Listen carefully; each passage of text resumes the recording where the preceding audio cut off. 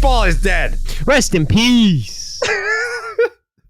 There's no Dallas today, which is super convenient after I took the under on half a win when they had one game left against the Mariners and then a weekend series against the Houston Astros. I said the next time we meet, the Oakland A's will still be at 10 wins. And lo and behold, the Oakland Athletics are still at 10 victories. Yeah, but hold on. You got to give them credit. It was only 21-6 over the 3 games. That's not bad. Yeah, hang with them. And it's a long weekend, so that's not over yet. Yeah, that's true. It's a long Well, weekend. they don't play the Also Astros again today. Well, they play the Braves, and they could win. Oh, they could. Their run differential is now down to negative 199, which is not 200. It's not negative 200. Not yet. Yeah. It was bad. It was real bad over the weekend. You had Jose Abreu hit his first home run of the season, which, I mean, Jake, we didn't even talk about that on Name Redacted, the number of Red Sox fans that were screaming at the sky because Chaim Bloom didn't pony up to outbid the Houston Astros for Jose Abreu. He's statistically been the worst hitter in the league this year. Just hit his first home run of the season against the Oakland A's in Oakland in what was I think it was a 10-1 final, something like that. And Jose Abreu hits the home run. He sprints around the bases, and then the entire Houston Astros team is standing in front of the dugout, and he slides in the dirt into the dugout, and they embrace him. It's a whole big moment. They love that guy. He hasn't been great, but they love that guy. Why not? Good player, good guy. The Oakland A's did not like that.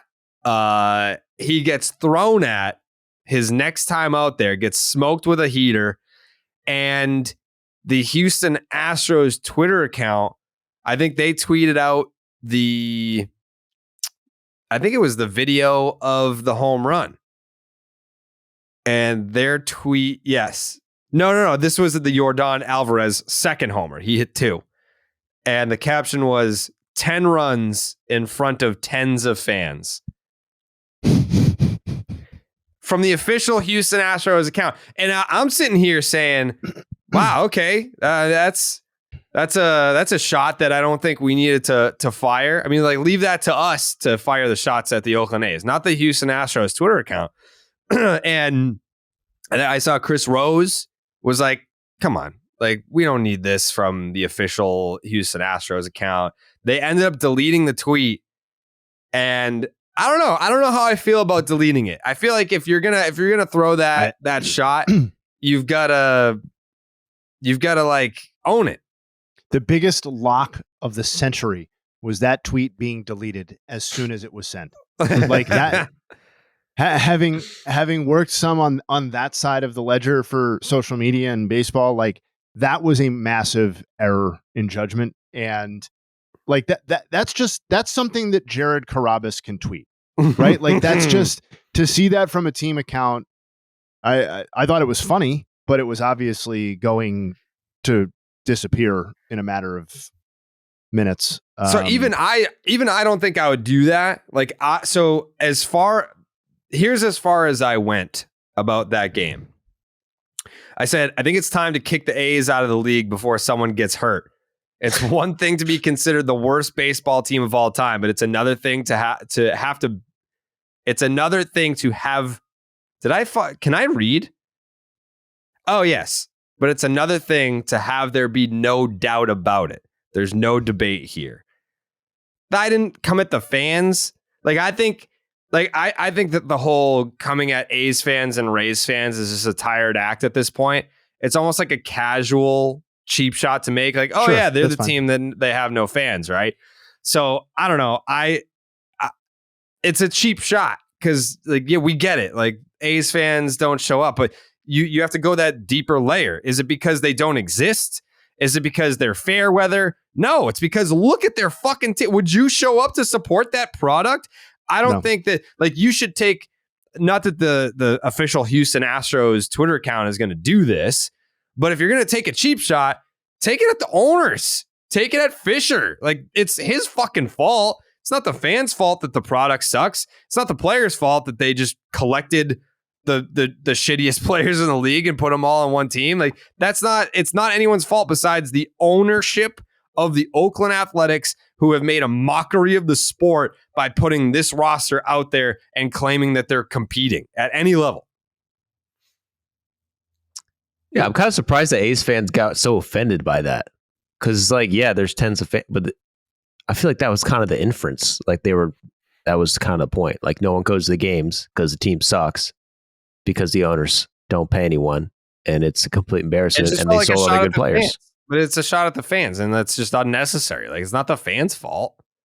It does feel like we crossed the Rubicon a little bit with the A's situation over the weekend with this sequence of events where it was like, people had been kind of having fun with it, but it did feel a little bit embarrassing and like another team's Twitter. I know it's just one team and one Twitter account, but like another team's account taking a shot at the A's in so blatant a fashion on the heels of one of their players. And I thought Abreu's stuff was pretty good natured. And to me, I interpreted it as a release for a guy who had not hit a home run all season. It was more internal than anything to do with the A's.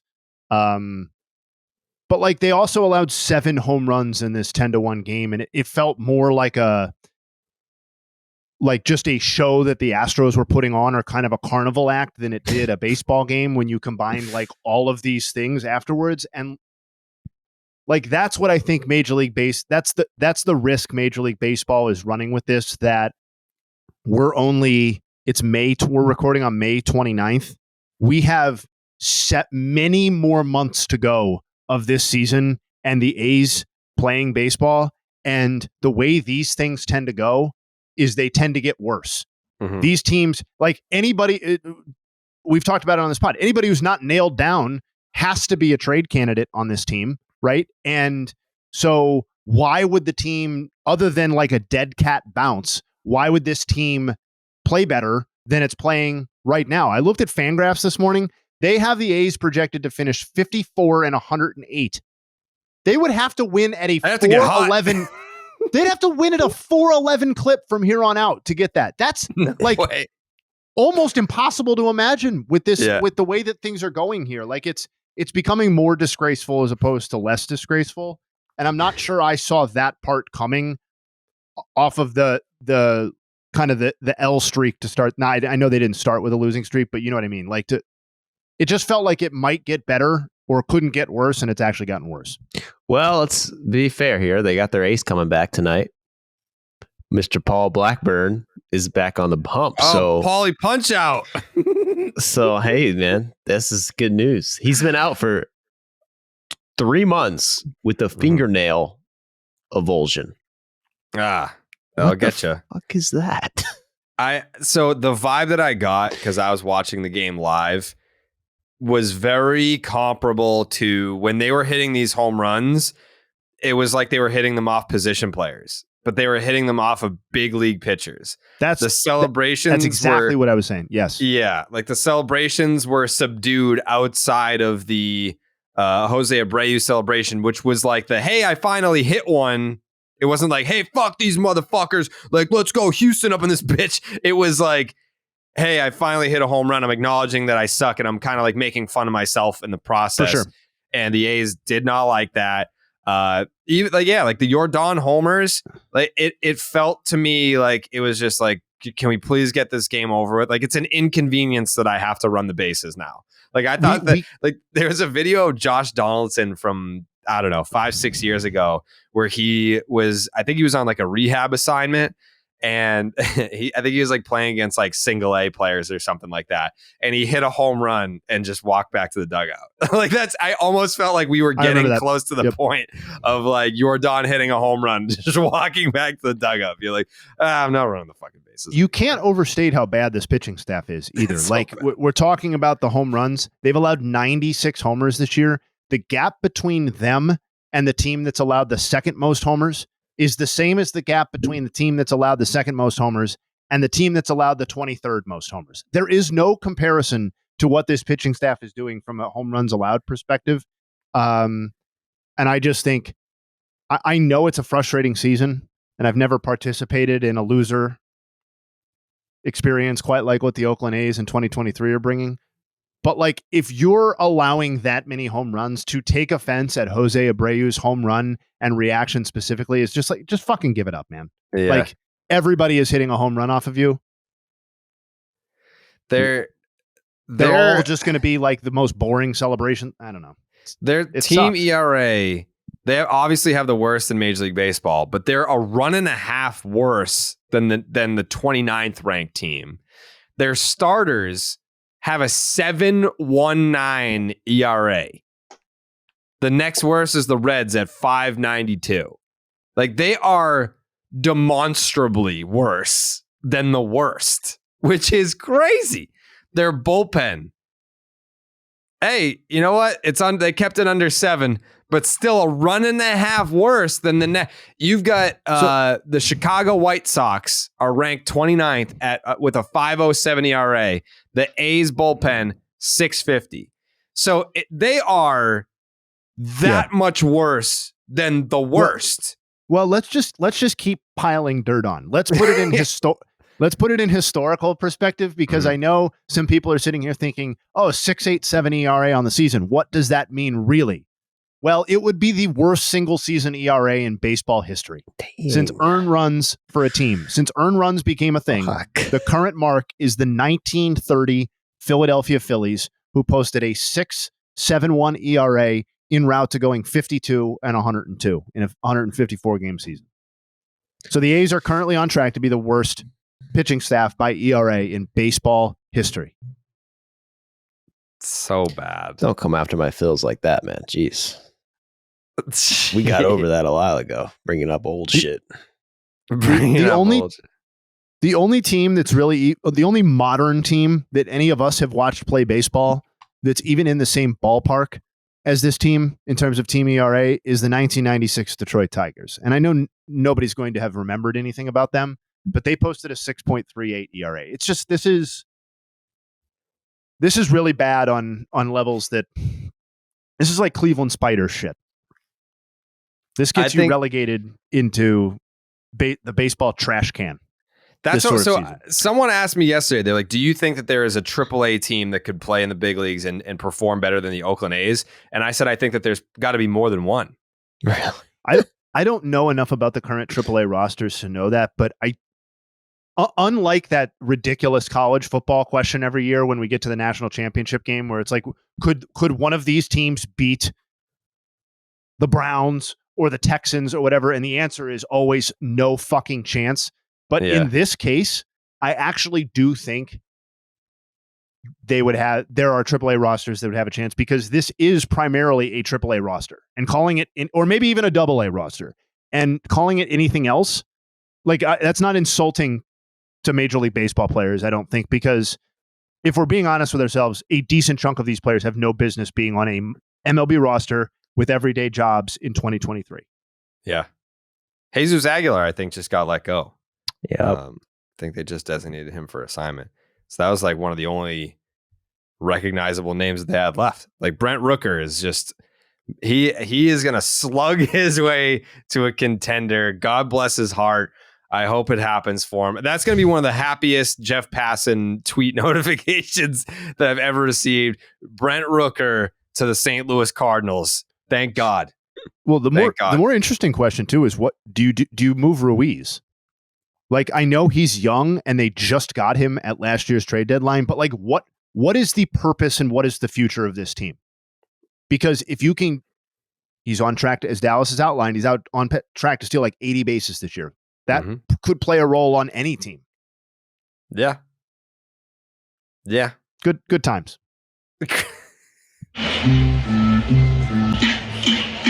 Poor Dallas. That man is sick. The man is sick. Yeah. There's no wonder why he's not here today. Yeah. Claimed he had something family related. I think. I mean, wouldn't the A's be considered his family? That's true. Good call. Yeah, there's a big issue going on right now with the family. Yeah. They haven't won in 2 weeks, and they're on pace to be the worst team of all time. Yeah, by a large margin. Hit it out of the park this Yeah, baseball family meeting, season. boys. With DraftKings Sportsbook, bet on your favorite teams, players, and rivalries all season long. This week, new customers can place $5, get $200 in bonus bets instantly. Plus, all customers can take a shot at even bigger payouts with DraftKings stepped-up same-game parlays. Open the DraftKings Sportsbook, opt in, and place your stepped-up same-game parlay bet by combining 3 or more bets from any big league game. Boost your baseball winnings with each leg you add up to 100%. All you got to do is download the DraftKings Sportsbook app right now. Use the promo code Jared, Jared. New customers can bet just $5 and get $200 in bonus bets instantly only on the DraftKings Sportsbook with the promo code Jared. Okay, as we always do on a Monday. We'll bring a little something to the table. What stood out to you over the weekend? Joseph, what stood out to you over the weekend? Man, like, I just want to say, like, my prediction of the Texas Rangers was wrong. And I'm sorry. Would they take 2 out of 3? Give me a fucking break. They took 2 out of 3, right? Yeah. Yeah. Texas Rangers did well. They're taking off the inevitable. I think really what that prediction was coming from was more of a place of like, I like what the Angels are doing right now. I love this Angels team. They're on fire, and they got swept by the Marlins. And I just want to say how embarrassing that is. Hey, the Marlins are not playing bad baseball. Yeah, they're not playing the Marlins. They're playing well. Their run differential would tell you that it's going to come crashing back down to earth at some point, but the Marlins have played a decent brand of baseball this season. Well, and what they can do is they are capable of shutting you down pitching wise, right? Like the Angels' issue was primarily that they scored 7 runs in 3 games. And I don't think it's totally surprising that, they had Luzardo, who pitched the Saturday game. It was Luzardo on Friday and Perez yesterday. Oh, Edward Cabrera. So, like, they got not necessarily long outings, but good, reasonable outings out of their young starting pitching. The Marlins have a better record than the Mets, bro. They're 28-26 with a negative 41 run differential. So it's like they're above 500. It doesn't make sense. Like for all the talk about, like the NL East, it's going to be a monster division because, I mean, you get the powerhouse Mets, you get the Braves, the Phils were just in the World Series, and the Marlins could be a surprise team. You've got the second place team is the Marlins. Like the fucking Miami Marlins are in second place in that division. They're 2 games above 500. The Mets are 500. They just lost 2 straight over the weekend. The Phillies, they've got a negative 38 run differential. They're 3 games under 500. Like that division has been so disappointing. Maybe it turns around at some point, but I don't know.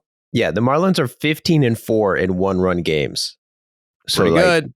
That alone, it just makes or breaks your season. I mean, they are skirting on that line quickly. And Soler went off this weekend, the past week, and that's 5 straight games of the bomb.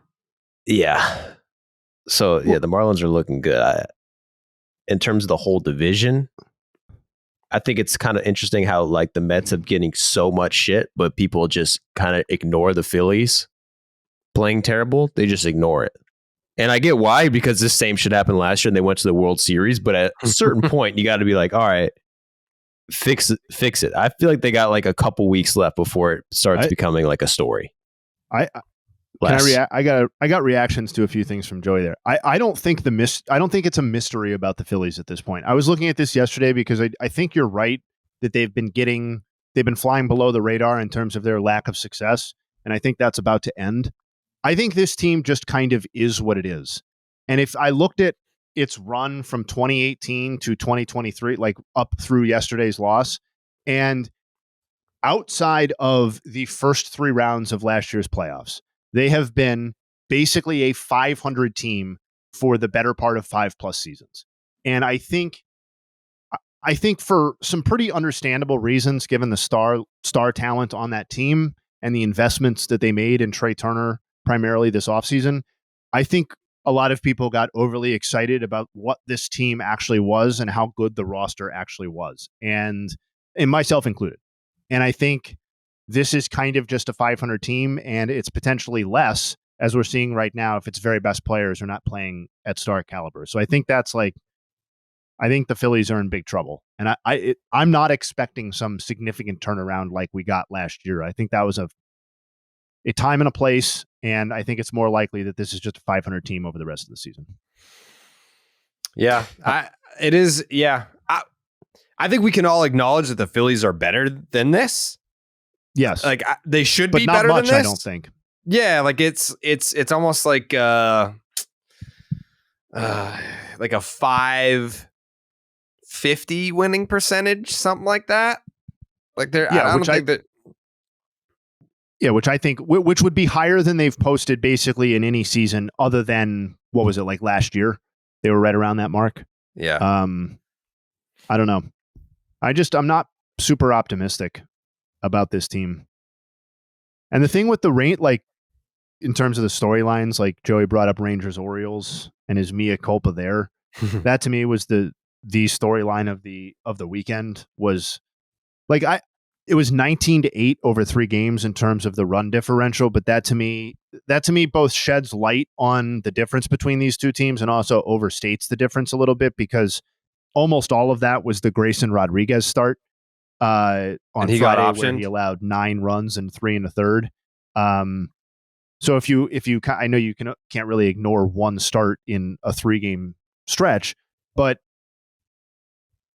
that spoke to the gap in run differential in this series. But then you also look at the team's starting pitching overall this year, and Texas has like the best, tied for the best ERA among its rotation in the AL, and is 3rd in wins above replacement, and Baltimore has a 4.87 ERA and is 12th. So I think while they have similar records, I'm a lot more confident in the Rangers' ability to sustain this level of success moving forward than I am for Baltimore. Above and beyond the quality of the divisions that they play in, which I think is eventually going to catch up to Baltimore a little bit, even if they're still able to maintain second place in the division. Just an odd division. I mean, an underwhelming, but still intriguing at the same time, which is quite the dynamic. To be underwhelming and intriguing at the same time is the NL East. Jay, what stood out to you over the weekend? Yeah, I mean, I think other than Rangers, Orioles, and Marlins, Angels, which I think Joey was right about those two things. It was kind of the yin and yang of the Yankees right now, with Aaron Judge and Garrett Cole. I know they won yesterday's game where Cole pitched, but obviously that was more on the heels of their offense. Since his first 7 starts, where he allowed a 1.35 ERA and 0 home runs over 46 1/3 innings pitched, he's allowed 8 homers and has a 5.67 ERA over his last 5 starts and 27 innings pitched. And I was like, I wanted to see what was. The FIP is worse too. Yeah, it's not good. I mean, eight home runs and 27. FIP. 8 homers and 27 innings pitched is a disaster. Not good. And I believe 4 of those 5 starts have been multi-home run efforts too. So he's Toronto, he didn't give up any, and then 4 out of 5 starts he gave up 2 bombs each. And I wanted to know like what was driving that home run issue, and it's entirely his 4-seamer. He allowed 0 homers off his 4-seamer in the first 7 starts and has allowed 6 over his last 5. And he's not getting any swings and misses in the zone with the pitch. That's basically declining start by start over the course of the season. I don't exactly know what to make of that. I know why. I'll tell you why. I'll tell you right now. Yeah, tell me. Clark Schmidt, Domingo Germán. Got 2 guys got popped for sticky substance. Yankees had some concoction they were using, skirting the line. They said, wait, we got chill. We got chill. We got chill. We got chill. And now maybe, hey, I didn't look at the spin rate data. I'm just saying that could be it. Because I've heard that. You hear Chris Bassett on the Chris Rose rotation had a interesting comment about like the Yankees. And Chris Rose asked him, like, do like people in the league think, since the Yankees got caught for it twice, that like they or other teams are using certain substances more than others? And like, is there anything to it? And he was like, yeah, that's what people think. Who got asked that? Lance Lynn? Chris Bassett. Oh, Bassett. Okay. Yeah, I mean, that would make sense coming from someone on the Jays. They fucking hate each other. From the Judge side, though, I know we can get kind of numb to greatness, and I don't want to do that with Aaron Judge. So I just want to call out. I know he missed time, but if you look at through his first 44 games last season versus this season, he's basically having an identical run. Through 44 games last year, he had 17 homers and a 1.040 OPS. This year, he has 15 homers with a 1.031 OPS. So he's coming a lot closer, I think, to replicating what he did last season than I anticipated. I thought he would be great, but I thought it would be a little bit of a regression, as you would expect. But he's just, he's basically performing at an MVP level again. So wasn't the over under for his home run total like 44.5 or something crazy? which is wild. Yeah, That's so many outrageous. homers. I mean, obviously, I'm a big judgy guy. I saw some clip yesterday. Like Yankee fans, it's like I get that they love their Aaron Judge, and they should. But he made a catch in front of the warning track where he just kind of had to do like a little hop. I saw that. Yeah. Catch it, and the caption was like, I would take Aaron Judge over Shohei Ohtani 10 times out of 10. Like, bro, this is the most basic catch on the warning track that I've ever seen. Like, I've seen 20 catches better than that this weekend. Just this weekend. So, listen, let's pump the brakes on the Shohei Ohtani comparisons to Aaron Judge. They're great in their own ways. It's like having two kids. It's like you're great at math and you're great at the clarinet and you're great at soccer. We can all be great. It's okay. Just stop comparing the two because they're not the same at all. But yeah, that was an interesting note on Garrett Cole. It was unfortunate to notice his downfall. Since Thank you for so your much had been compliment on my made about note. him. Yeah. I mean, I wasn't going to bring it up, but since you mentioned it, yeah. I cover the all FIP 30 teams, Jared. I cover all 30 teams. Mm-hmm. You got to do a thorough job. This is an MLB. This is a baseball podcast. It's not even an MLB podcast. I mean, we're talking about baseball in the KBO. If it brings itself to the forefront of the conversation, would love to. Jake, what stood out to you over the weekend? I got Derek White hitting a buzzer beater to force Game 7, but we can save that for our basketball podcast. Okay. All right, I saw Jake's tweet. He said he believed. Mm-hmm. I saw the tweet. He always believes. They were down 3-0. Yeah. Jake never gives up. He's one of those guys, man. It's just, he has faith. I saw a tweet from ESPN Stats and Info that really, I've been talking about home run distance. It's kind of my thing lately. The Braves have hit 19 home runs of 440 feet or farther. 8 more than the next closest team. So I was curious. I was like, all right, who did that? So I looked it up. Of the 19 home runs of 440 feet or farther, how many of them were Ronnie, do you think, Joe? For how much? 440? 440. And there was 19 of them? Yep. I bet he has. I don't even know how many home runs he has. What's 8, 7? 7 of them? 6. 6. Yep. And the Who do other you think is next after Olsen? There's Olsen? 2 tied for 4. It would be Olsen Matt and Olsen is Ozuna. one of them. And Ozuna's the other one. Ozuna's on fire. Mm-hmm. Yeah. And then there's 2 players with 2. Other 2 would have to be 2 players with 2, 440. Mm-hmm. I bet Sean Murphy. Yep. And then I don't know, man. Could it be Ozzy? Nope. Ozzy's too small. Too small. He doesn't have any. I don't know, man. Arcia? Nope. Austin Riley. Austin, yeah, that was I'm an idiot. Yeah, that was just a fucking brain fucking fart. No shit, it's Austin. Yeah. Braves be smacking them this year. They're smacking them. I haven't heard any tinfoil hat conspiracies from Dallas this year about juice baseballs. We've been getting that for the last 3-4 years from him. And he's been right for the most part. I mean, it's not that he's been wrong. Some of the I have a theory about the theory why people don't care so much about the baseball manipulation is because people like home runs. Like, it doesn't have to be this secret thing. Like, they're not putting heroin in the baseballs. That would be a real conspiracy where people would be like, why aren't we talking more about that? But they're just making them bouncier so that the balls go farther. And that's great. Who doesn't love some home runs? I also, not to get bogged down in it, but I also think that the baseball manipulation conversation, particularly on Twitter, gets very dense and is not presented in a way that's like easily accessible for a lot of fans. You know, like coefficient of resistance and stuff like that. Yeah.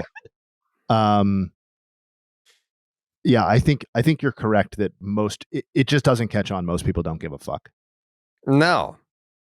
Yeah, like it's nobody's cheating. I think the one right, like they're no.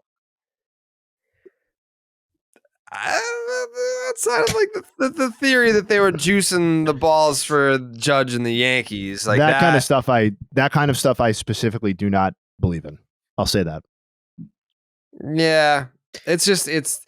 I think MLB can be dumb sometimes, but they know that there are a lot of nerds that follow baseball, and I feel like they would just be like, there's too much information out there. There's so much, dude. And it's not a coincidence that all this juice ball talk started literally in 2015, the year they introduced StatCast. So you have every metric, but the ball has always been fluctuating in terms of distance since the beginning of the sport. It's never stopped. Because these balls are fucking handmade and freaking come from like 40 different countries and ingredients that rub with mud that comes from a secret river, and there's a certain amount of mud on each ball, and then it's like, so it's just some go further than others. MLB kind of brought it on itself too by bringing the ball manufacturing in-house too. Like, if you're going to directly oversee the creation of the baseballs and there are inconsistencies in those baseballs, then I think it follows logically that people would look to you to explain the difference. And I don't think they've done a very good job in explaining those issues over the previous couple of years either. So that lends to the conspiracy theories and stuff like that. I don't think there's going to be no inconsistencies about my Blue Moon consumption after we're done with this podcast, though. That's just going to be very consistent. That's a good point. We are going to be sucking down some ice cold Blue Moons on the back porch, enjoying the holiday. Hope you're enjoying the holiday as well. A lot of day baseball today. That's why we wanted to get the podcast out. Nice quick one. Get it in, get it out. Kind of like a Blue Moon. Because beer is a tried and true baseball tradition. But Blue Moon is the only beer brewed by baseball. Blue Moon was born in a ballpark, first brewed at Coors Field in Denver, Colorado. Make it your one-of-a-kind baseball tradition. Whether you're at the park or watching from home. Joe, you're probably going to have some Blue Moons today at some point, right? What do you got going on for the holiday? Already did. You already had some Blue Moons? First thing in the morning? Mm-hmm. Do you brush your teeth and then have a Blue Moon, or do you have a Blue Moon and then brush your teeth? No, I get the Blue Moon, brush my teeth, then have another one. Yeah, that's how it's done, brother. That is that's how you start your day with Blue Moon, with its refreshing flavor with Valencia orange peel for a subtle sweetness and hints of coriander. Blue Moon Belgian-style wheat ale is a one-of-a-kind beer that's made brighter. It's carefully crafted and full-flavored with refreshing notes and a smooth, creamy finish. Blue Moon was brewed by baseball to give you a dose of nostalgia and get you excited for the new season. Why strike out with the same old beer when you can get something that's one of a kind? Its bold flavor, bright explosion of color, and iconic orange slice ritual guarees a one-of-a-kind beer experience perfect for spring weather. Best served with its signature orange garnish to showcase its beautiful, bright color. A beer this good only comes around once in a Blue Moon, but you can enjoy it all season long. Keep baseball traditions alive with Blue Moon Belgian-style wheat ale. It's a one-of-a-kind every time. Check out shop.bluemoonbrewingcompany.com for baseball merch and visit get.bluemoonbeer.com/rocket to find Blue Moon delivery options. That is get.bluemoonbeer.com/rocket. Blue Moon, made brighter, celebrate responsibly. Blue Moon Brewing Company, Golden, Colorado Ale. Okay. We did talk about the return. The return of Mike Soroka. I just saw, I mean, we knew that today was going to be the day, but officially it just came across the bottom line here. The Braves officially reinstating today.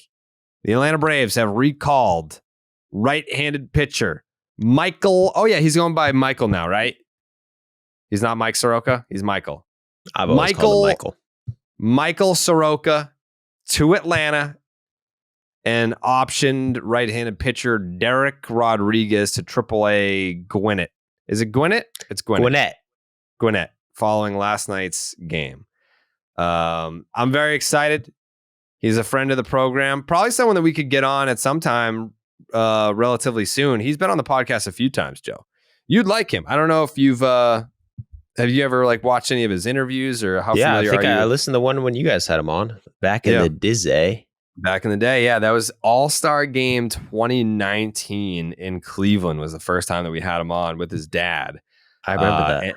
Yeah, we had him on with his dad in 2019 at the All-Star Game. And then during COVID, he appeared on Are You Smarter Than a Big Leaguer? Great show, by the way. The rules didn't make sense. It was basically I don't even know how the fuck I can't remember now thinking back on the show. I just know that we tried to come up with a game show because there was no baseball games and we needed baseball content.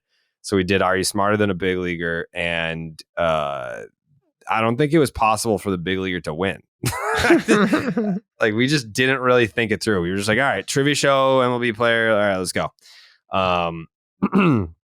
It was fun though. Mike Soroka, good kid. What are your expectations for him now that he's finally back? Again. I think expectations are definitely measured for Soroka just because he hasn't pitched in almost 3 years. Mm-hmm. Pretty close to 3 years. And as a Braves fan, there's been so many times where we're like, bro, just wait till we get Soroka back. We're going to be beast. And then, always something comes up. So I think expectations are definitely measured. I think people are just happy to see him back because it's all the bullshit he's gone through with all these injuries. It's exciting though, man. Who knows? He could be a beast. I wouldn't be surprised if he is a top pitcher on the staff, but also he hasn't pitched in 3 years. Yeah. Has not pitched since Major 2020. Jesus Christ. That's crazy. And I mean, multiple Achilles tears. Yeah.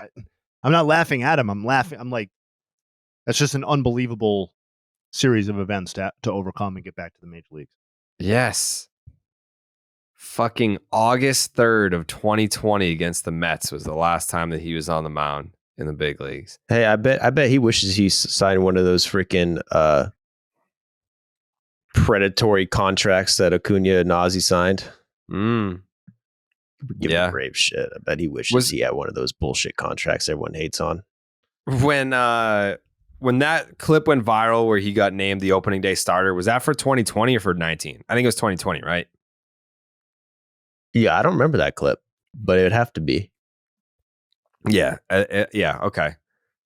Man, what a journey for him. I'm rooting for him. Easy guy to root for. He's super nice, super down to earth. How does this change the outlook for the Atlanta Braves? Because who got booted from the rotation for Soroka? Yeah, nobody. Because they're down Max Fried, they're down Kyle Wright. So the other guy who's going down is a reliever. They were doing bullpen days. Or maybe I guess I don't think anyone got booted out of the rotation because they only had 4 starters. Maybe Schuster doesn't pitch. So then now Dylan Dodd. with Soroka back, what does the ideal Atlanta Braves rotation look like? It's Wright, Anderson, Soroka, Fried, Morton. You're talking at the end of the year when everyone's healthy? Yeah, ideally when everyone is healthy and able, what's the ideal rotation look like? Be Max Fried, Spencer Strider. Oh, Strider. Duh, yeah. What the fuck? Max Fried, Spencer Strider, Charlie Morton, Kyle Wright, and then either Soroka or Elder. I mean, they got a lot of options. I mean, if you believe in Elder, you think he's not going to fall off a cliff. The guy has the best ERA in the National League. And, Soroka was rookie of the freaking year, dude. I mean, if he's back to where he was, this is like the best rotation of all time. Let's The argue Braves that. always have that one guy where it's like, yeah, this doesn't make sense, but he's the best pitcher in the National League this year. Literally every year. Every year. I mean, the open question for the Braves, you can really just fast forward it to who is the number 3 starter, right? Because when we're talking, this team is going to the playoffs, and you're talking about a postseason rotation. Strider and Fried are pitching, so who is going to be that game 3 guy? That to me is like the more open competition sort of thing going on. Maybe you don't. Maybe those front two are nasty enough where it ultimately won't matter. But No. that's the question. It's a good problem to have. It's a good problem. Yeah, it's not a problem. It's just like, who is that person? Somebody has to pitch game 3. So who will that be?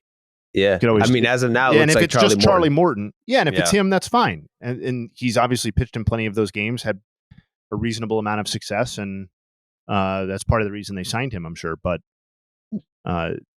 there's plenty of upside in some of these. Well, what other about guys. Elder? I mean, the guy leads the National League, and I'd like to hear Jay Hayes' take on this, because I'm sure you've seen the StatCast data on Bryce Elder. It's like all blue. It's like really, really bad. But he leads the National League in ERA. And a lot of people. Yeah, sorry, go ahead. No. I was stalling because I thought you were looking it up. Oh. I was just going to say, like, I think he's a pretty prime candidate for regression, but they also don't. This isn't a rotation that is relying on Bryce Elder to continue being a 2.01 ERA guy. His xERA is 4.46. That seems a little bit closer to what his minor league profile would have suggested in the major leagues. So I think the nice thing about having Bryce Elder post a 2 ERA through the first 2 months of the season is that it's banked success, right? And you can't take those wins and that production away. So I think even if he's ultimately not in the rotation picture by the end of the year, I just don't think that really matters. Yeah, he's done his job, and at the best time possible. Right when you lose Kyle Wright and Max Fried, this guy goes on a tear. Right. Exactly. I mean, he gets absolutely knocked around, though. By the way, since you brought up his Savant page, like he is giving up some blisteringly hard contact, and particularly on his 2 fastballs. Like, he's not recording. Batters are hitting 329 off his sinker and 348 off of his 4-seam. But look at his ground ball rate. Can you think of anyone like this, though? Like, I can't think of anyone whose stats are this good compared to that one thing on Savant. And a lot of people point to the ground ball rate. If you're pro Bryce Elder, look at the ground ball rate. It's not on Savant. Yeah. It's amazing. I don't know if that holds up over time. I mean, I think if he's posting a ground ball rate of 56% or 58% or whatever it is, that gives him a better shot at succeeding. But that alone is not going to allow him to outpace his peripherals by 2.5 runs of ERA. You know what I mean? Mm-hmm. But again, it doesn't really matter. Still got to show respect to Bryce. But I think we did. A lot of respect. Yeah. I love Bryce Elder. I keep going back to that radio interview that I did in Atlanta. And I mean, the Braves at the time, best record in the league, and they're just throttling teams. And they were talking about how the sky was falling, basically, because of like Max Fried it was down. And I was like, guys, you have an embarrassment of riches that other teams would kill to have. Like, you're right now, like, you're already just configuring your playoff rotation, being like, yeah, so who's going to start game 3? Is it going to be the guy that like leads the league and everything? Or is like, it's good to be a Braves fan. That's all I'll say. It is good to be an Atlanta Braves fan. All right, we got to take a break and talk about Zyn nicotine pouches. We're always talking about what a team needs to get to number 1, but Zyn nicotine pouches are already there. Zyn has helped millions of people achieve lasting change, earning the title of America's number 1 nicotine pouch. If you're a smoker or you're a dipper looking to make a change, look no further than Zyn. Zyn is made with 6 simple ingredients and is available in a wide range of varieties, including spearmint, citrus, and even coffee. And it's available in 2 strengths so you can control your nicotine satisfaction. Because it's discreet, you can enjoy it anywhere, anytime, so you never have to miss a moment of the game. Plus, every can of Zyn earns you points towards premium items like tailgating gear, top-of-the-line tech, Zyn swag, even gift cards. Find your Zyn at your local convenience store or online at Zyn.com. That's Zyn, ZYN.com. Warning, this product contains nicotine. Nicotine is an addictive chemical. Is it good to be an Angels fan? No. I don't know. It's not bad to be an Angel. It's not bad. It could be right? worse. Could be worse. Ben Joyce getting called up. Dude throws 106 miles an hour.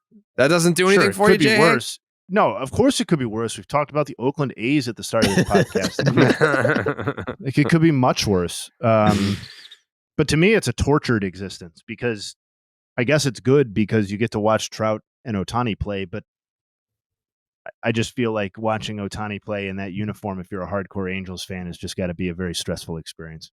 Yeah. For reasons we've covered many, many times now. I think that they're in the worst possible position to be in because they're not great. They're 28 and 26. So they're not in a playoff spot. They're 3.5 games out of a playoff spot. They're tied with the Jays. They've got the Mariners and Red Sox ahead of them and the Yankees for that last wild card spot. So it's like you're in it, but are you? I mean, obviously, there's a lot of season left. Things can change. You can leapfrog. It's not like there's a ton of distance, ton of separation, but there's a lot of teams in front of you. It's a crowded wild card race. So are you going to sell if you're 3 games back of a playoff spot by the trade deadline, or are you going to go for it? And if you go for it, you're not guaranteed shit. So the Ohtani sweepstakes looms heavily over this team, which is not something that anyone listening right now is not privy to or doesn't understand the importance of. But it's almost like this is the worst case scenario. Like you're 2 games above 500. Like you're kind of in it, but are you? So I don't know if you're going to sell. You don't know if you're going to go for it either.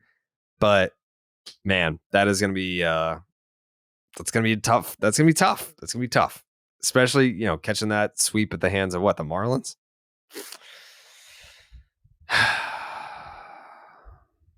What do you think happens, Jake? You think Shohei Ohtani gets traded? Did I cut out? Yeah. Yeah, who'd you ask? Sorry. I said, Jake, do you think Shohei Ohtani gets traded? Yeah, he's probably coming to the Sox. Yeah, I can see that happening. Who you giving up? I can see that happening. Kluber? Probably the Klubot. Yeah, 2-time Cy Young Award winner. Ort? Paxton. That's costing you Marcelo to start, dude. Caleb Ort throws 100.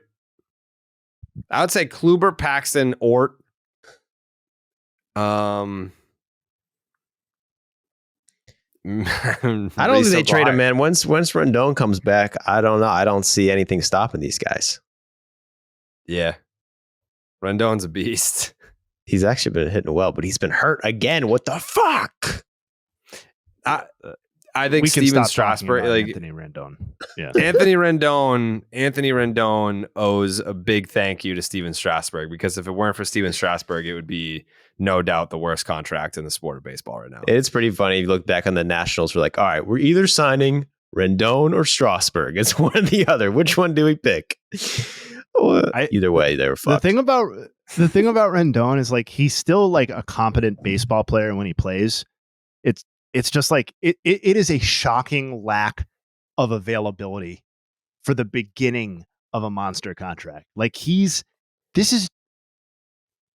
there is so much more Anthony Rendon in an Angels uniform to look forward to. And these are supposed to be the prime years, and he's playing like 50 games a season. I mean, listen, if a guy tells you he doesn't really like baseball, he did. Maybe he did I don't know, man. Maybe if I was a billionaire, and my GM was presenting me with options to spend $250 million on, the guy who was published saying that he's not that big of a fan of baseball finds it very boring. I don't know, man. Maybe I would have skipped by that one. Yeah. He signs for a 7-year, $245 million contract. His first season, 25.5. In 2021, 27.5. Last year made $36 million. And this is the first year of his contract ticking up to $38 million a year through the 2026 season. So, yeah, every other year it's just like, oh, he gets paid this rate just once. We have 3 more seasons after this year of Rendon and the Angels. Rendon for $38 million a year, yes. $38 million. Jesus. I just there's something magical about every time the Angels have a contract that's just like this onerous just anchor around the neck of the franchise come off the books. It's like, well, finally, as it turns out, we inked another one of those a year and a half ago. So we got to just wait another 5 and we'll be good. It's like CJ Wilson, Gary Matthews, Albert Pujols, Josh Hamilton, Anthony Rendon, just like $1 billion worth of nothing. Basically nothing. You paid $1 billion so that Albert Pujols could have his actual successful retirement tour with his original Cardinals team that he left for you. Mm-hmm. Good stuff. Well, now it's paying off. Now he's in the coaching. And that's talking Angels. Well, I would like to bring up some more Angels shit. Is like they are bringing up every single prospect as quick as possible this year. And I guess it's because they're in a win now. Yeah. So like they need to win, but it's interesting. I also don't know that any of these prospects that they're bringing up are the type of guys that you would have manipulated service time to fuck with anyway. Maybe I'm wrong about that, but these to me feel like more like the Angels system is not that great, and these are their best prospects, not because they're bad, but more like by default, and that they're people that you should be bringing up when they're ready to play. That's kind of my take on it. Yeah. With some prospects, it's like, yeah, we need to see you succeed against a certain level of talent. We need to see how you overcome adversity at certain levels throughout the organization. But then they just probably look at Ben Joyce and say, well, this guy throws 106. So I'm that plays at the big league level. Faster. No, it's not. So like that's a guy that I think can leapfrog some steps that other guys may need as part of their development. Shout out Ben Joyce, who in 15 2/3 innings at AA this season has the awesome combo of 7 hits allowed and 24 strikeouts. Dang. Also, now that I'm looking at it, the even more odd combination of he's allowed 7 hits but 12 runs. How many homers did he give up? Only 1 home run. How many walks did he have? 13 in 15 2/3.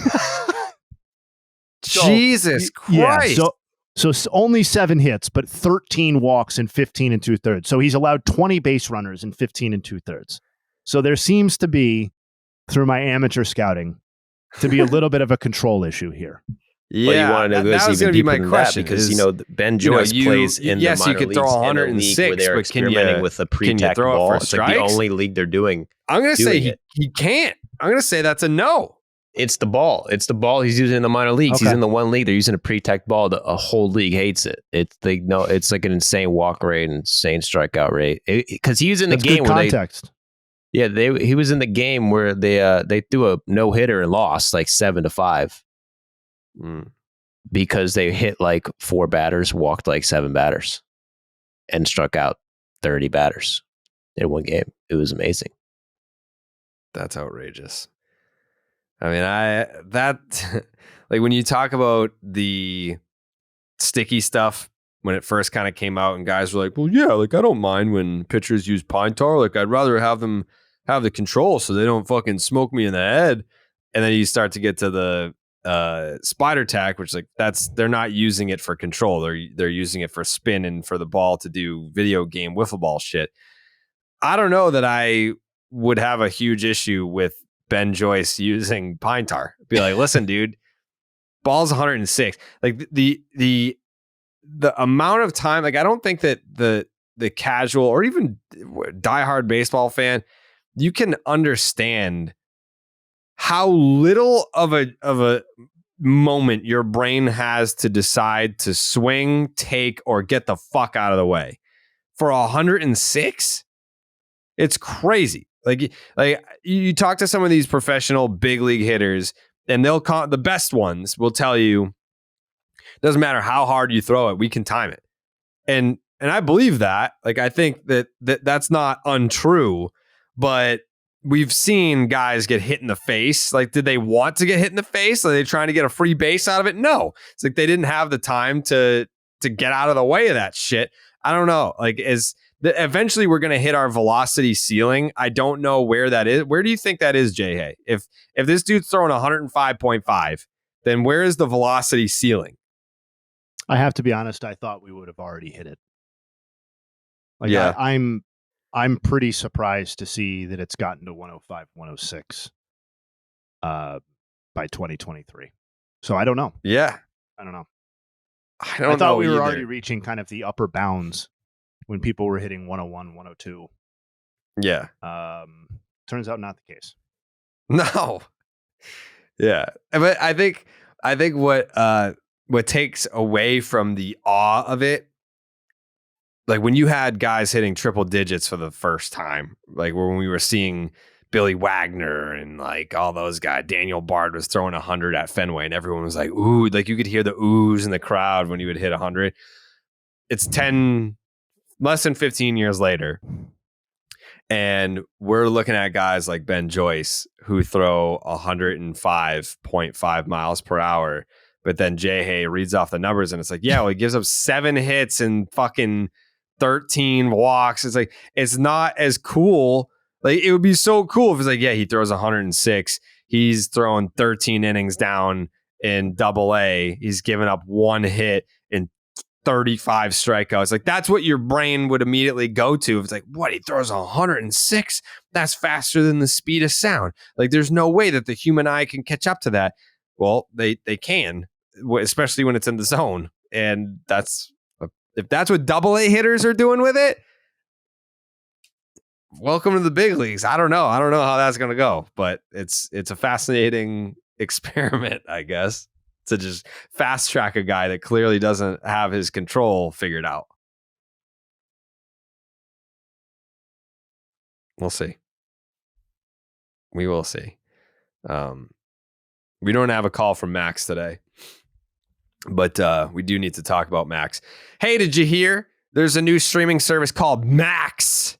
It's a sure bet with everything on HBO Max, including HBO, the DC Universe, Adult Swim, together with TLC, Discovery, Food Network, and more. Max really has some of the best content out there. There's literally something for everyone.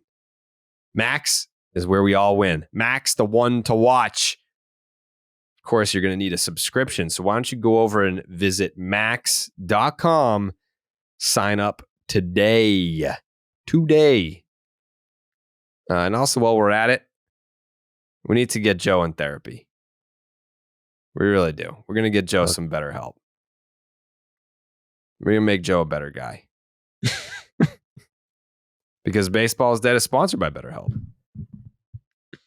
That's why.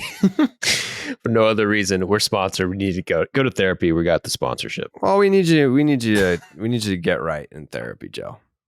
We do. And it's so easy to get caught up on what everyone else needs from you. I mean, like, a lot of people are like, when's your next video, Joe? Like, oh my God, like, you need to put out another video. The people need it. People need baseball doesn't exist. And you're like, you never take a moment to just think about what you need from yourself. You know what I mean? Yeah, 100%.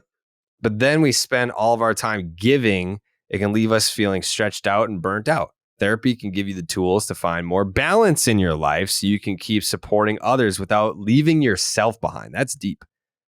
That's deep, Joe.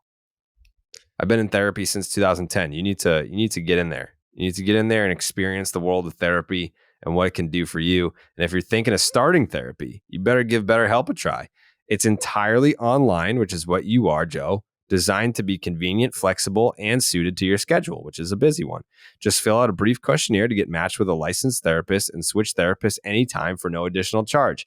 Find more balance with BetterHelp. Visit betterhelp.com/baseball today to get 10% off your first month. That is BetterHelp.com/baseball. Okay. Is there anything else that we really wanted to hit on here? You had something about Kimbrel 400 saves, Jay Hay? No, I just wanted to mention it. I don't want to rehash the whole Kimbrel thing because we sort of talked about it with Kenley. But I'm just fascinated to see where his Hall of Fame candidacy goes now that he's hit the 400 even mark. Wait, Kimbrel hit 400? Yeah, Kimbrel 400 saves. Oh, I totally missed that. Yep. I thought when you brought it up that you were like, is he going to get there? Is he going to get the save opportunities because he's been so ass? I totally missed that he actually hit 400. Good for him. Yeah. He's been fire lately.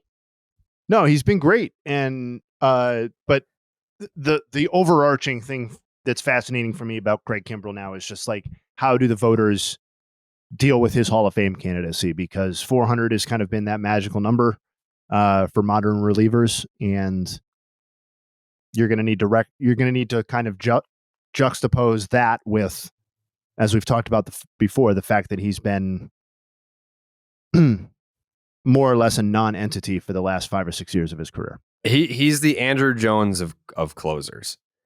Yeah, pretty much. Yeah, his last and the idea that Andrew Jones would not be in the Hall of Fame and Craig Kimbrel would feels, I mean, with all due respect to Craig Kimbrel, that feels silly to me. Yeah. I take it back. He hasn't been that fire lately. I swear to God, he's been okay. He's been okay. No, I thought you meant like the last couple days. His last 8 appearances. His last 8 appearances, he's got 4 saves, 8 innings pitched, 3 hits, but 2 of them were homers, 2 walks, and 15 strikeouts in those 8 innings. Like, that's pretty good. Opponents hitting $111. That's pretty good. That's just crazy how quick it can change for a closer. Because when he got 400 saves against the Braves, 6 or 7 appearances before that, he gave up 2 hits and had a 1 ERA basically. And I was like, oh, Kimbrel's back. And he gave up a run the next day, and now it doesn't look as good. But that's just another former Braves player to play the Braves and then beast on us. So you got to tip your cap to old Craig. Everyone's getting 400 saves against the Braves. And shout out to his dad, man. What a look. He's got a look, man. Oh my God. Yeah. It's kind of horrifying. He looks like he looks like someone from The Hills Have Eyes. I love it.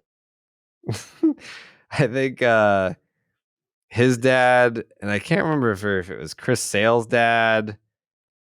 Those are some Florida boys. Those are some Southern boys. They look different. They got that who gives a shit attitude. That's how they live their life. Who gives a shit? I don't. No, why would you? So, all right. Any final thoughts here this evening? I have a quick final thought. Please. To put a bow on that Bryce Elder conversation from earlier, I did a little additional digging because Joe got my juices flowing, and I wanted to see what's led to this seemingly a little bit lucky start. Mm-hmm. Turns out Fangraphs has a stat called left on base percentage, which is basically the percentage of your base runners that are stranded. And his is the 3rd highest among all qualified pitchers, behind only Shane McClanahan and Tyler Wells. So that doesn't mean you're a bad pitcher if you have a high left on base percentage. It just means that more of those runners are likely to come through over the remainder of the season than have to this point. So that's another thing contributing to Bryce Elder's situation. We'll see if it holds up. Okay. Joseph? Well, one thing we didn't bring up is the fucking Tatis shit. Oh, yeah. I can't pronounce that. Can someone help me out? Tumultuous. Return to the Bronx. Mm-hmm.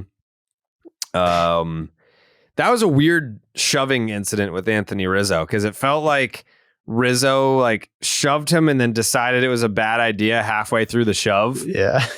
Because it wasn't like a shove with authority. It was more just like, Yeah. You know, That's exactly what it was. I watched the replay like 20 times and I was like, I don't even see where he got hurt. But I guess it was weird because he was like on his knees, like grabbing his wrist, but I didn't see anything happen to his wrist. I saw Tatis's hip hit Rizzo in the head, and then they called it a neck injury.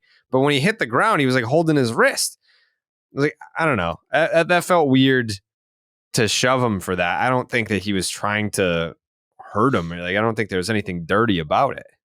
I think that's what it was, an instant reaction. Because you know when you get like hit in the head like a little bit, you know, Yeah. and you just get hit in the fucking nose, dude. You know that feeling? You just get fucking pissed off. You know, you're just fucking around. It could be your boy, and you get one in your fucking nose, like, and you just want to fucking kill someone for like a second, and then you know not to. But that's probably what happened. Yeah. Yeah. Because, I mean, if you look at the shove, he obviously thought better about it halfway through the initiation.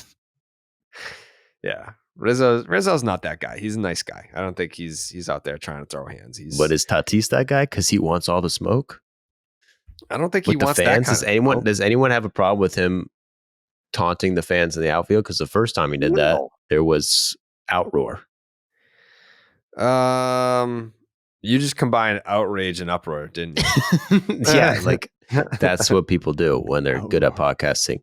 They make new fucking words that are cool as fuck, and then everyone starts saying them. Yeah, the outroar about Tatis. What was that? Wrigley that he did that? Yeah. Yeah. I think it was just because he did it for the first time, but he also wasn't performing great when that happened. But now it's like if you're just being Tatis again and you're not juicing and you're still performing and proving people wrong, then yeah, go ahead and chirp whoever you want. If you're hitting homers in Yankee Stadium and they're just taunting you for it, then taunt them back. Who cares? I have no issue with, like, if that's what he wants to do, like, because I just think it's so phony when you get guys like A-Rod that would be the steroid guy but never acknowledge it. You know, like when you're just out there and everyone is taunting you for being on the sauce and you just never even acknowledge it. Like, you have to have some sense of humility and sense of awareness. And I think that's just what Tatis is doing. He's like, yeah, I hear you. I'm still going to keep hitting homers. Like, whatever. Go fuck yourself. Yeah. It's interesting you say that because, you know, he hasn't really been that good. Like, he's got a 111 OPS plus, which is like, for Tatis, basically a 50 OPS plus. Like, I think it will get better. I mean, the last time I checked, his OPS was like high 800s. Yeah, well, that's why I'm surprised looking at this too, because I thought that too. I was like, oh, Tatis is doing well. And then he hits 2 bombs against the Yankees, and you're like, oh, he's fucking on fire. And then that's the only 2 hits he had all series. Oh. Yeah. Mm. Yeah, it's just like, if he's not doing well, if he doesn't do well, if he hits a 111 OPS plus for the rest of the year, which I don't think he will, I don't think the Padres make the playoffs. They need a lot of things to go right for them to make the playoffs. Like, Soto was out of the lineup with what? Back spasms? Back stiffness? That makes sense, bro. He's been carrying these fools. There's 4 teams in between 45 and 55% to make the playoffs in the NL right now. Padres, Mets, Giants, and D-backs. Still need them to sort themselves out. So those 4 teams, and how many spots are they fighting over? 3, because none of them will win the division. 3. Yeah. Yeah, I mean, I wouldn't say they need a lot of things to go right to make the playoffs, as Jared just said. I think. What are they? 4 or 5 games under 500 right now? Yeah, but when you say they need a lot of things to go right, seems like that's like what the Marlins need to make the playoffs. Obviously, every team needs some things to go right, but when you're paying that much, you get the star power. Because I mean, to your point, if Tatis is not performing well, that's one thing. Manny Machado has not performed well. That's another thing. Xander Bogaerts has gone dark since the start of the month of May. He had like a hot start in April. That's about it. You need him to get going. Then you look at the pitching staff, like Blake Snell's not been very good. Darvish got his tits lit. Like there's a lot of things that need to turn around. It's not just like, man, if we could only get so-and-so going, we would really take off. Everyone that they brought in that was supposed to be a star, that was supposed to be like the reason why they win not 1, not 2, not 3, like no one has been carrying their weight. Like no one has been playing to the back of the baseball card. You can make the case for Juan Soto. Outside of that, who the fuck has been as advertised? Who has been what they've been before they got to San Diego? No one except for Josh Hader, basically. And then that's your closer. That's not going to get it done. No. That's your best player. If Hassan Kim leads the team in WAR, you might problems. Be fucked. Yeah. Yeah. They're in 4th place, dude. They're 5 games under 500. They fucking lost 2 games over the weekend to the Yankees.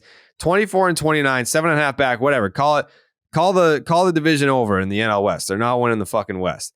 But you look at the wild card. How many teams are ahead of them? You got. Are they better than the Phillies? They should be. Are they better than the Pirates? Yeah, they should be. Are they better than the Mets? Yeah, they should be. Are they better than the Giants? Yeah, they should be. But they haven't been. Yeah, I would agree with every team other than the Mets. And the Mets, you got a debate there. If the Mets, the Mets are they're not as bad, but they're in the same boat of like, what the fuck happened? Like we loaded up and this is the result that we get. They're in the same boat in that sense. If the Mets and the Padres were at their peak of what they should be based on the talent that they have, that would be an awesome NLCS. But now it'd just be a battle of the mid. Yeah, but if you got 2 mid teams going at it, they're both mid. They could still be a good series. I'm instituting a personal policy that I'm not talking about the Padres until they actually start playing well, because it's the same problem that it's always been. So either these people start playing well and they give us a reason to talk about them, or we don't talk about them again. In the air to right field, towards the corner, it's back, it's gone! Welcome to Slam Diego! It's too bad because they are a losing team.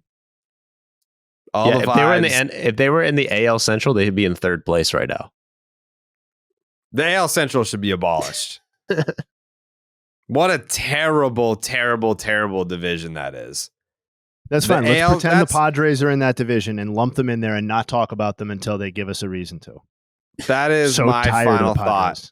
Fuck the AL Central. The Minnesota Twins, the first place Minnesota Twins would be 11 games back in the AL East.